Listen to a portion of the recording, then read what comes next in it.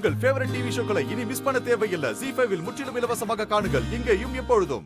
சாம்பார் செம டேஸ்ட். வள்ளி சாப்பிடுறா. தலமா வள்ளி வள்ளி வள்ளி என்னமாச்சு? வள்ளி வள்ளி என்னாச்சு? வள்ளி வள்ளி என்னாச்சுமா உனக்கு? வள்ளி என்ன ஆச்சு?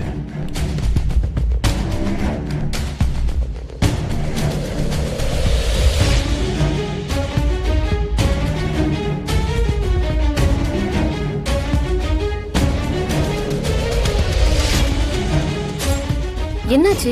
தெரியல டாக்டர். எல்லாரும் ஒன்னாதான் உட்கார்ந்து சாப்பிட்டோம். திடீர்னு மயக்கம் போட்டுட்டா.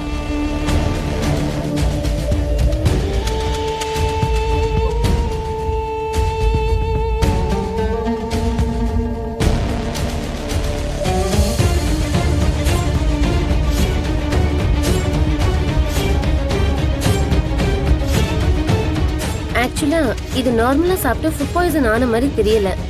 யாரும் வேணும்னே சாப்பாட்டுல மருந்து கலந்த மாதிரி தான் சிம்டம்ஸ் காட்டுது.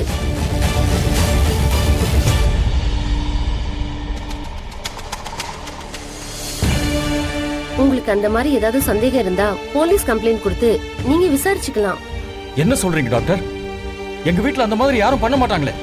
ஏமாச்சான், வில்லிய பக்கத்திலேயே வச்சுக்கிட்டு இப்படி அப்பாவியா கேள்வி கேட்டுக்கிட்டு இருக்கிறீங்களே. சாப்பாட்டுல பாய்சன் வைக்கிற அளவுக்கு போயிருக்காங்கன்னா அவங்கள கண்டிப்பா யாருன்னு கண்டுபிடிச்சே ஆகணும். டாக்டர் சொல்ற மாதிரி போலீஸ்க்கே போயிடலாம். அதெல்லாம் ஒண்ணு வேண்டாம்.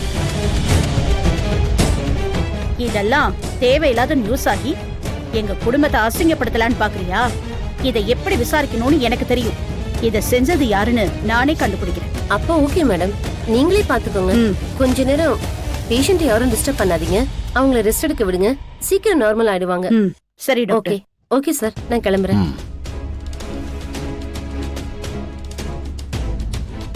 டாக்டர் சொன்னதெல்லாம் கேட்டுட்டு தானே இருந்தேன். சாப்பாட்டுல தான் ஏதோ கலந்து ஃபுட் பாய்சன் ஆயிருக்கான். இன்னைக்கு நீ தானே சமைச்ச. சாப்பாட்டுல என்னத்தை கலந்து தொலைச்ச? ஒழுங்கா உண்மையை சொல்லுடி. சொல்லுடி. அந்த ஸ்வீட்டை நான் தான் செஞ்சேன். ஆனா அதுல மருந்தெல்லாம் கலக்கல.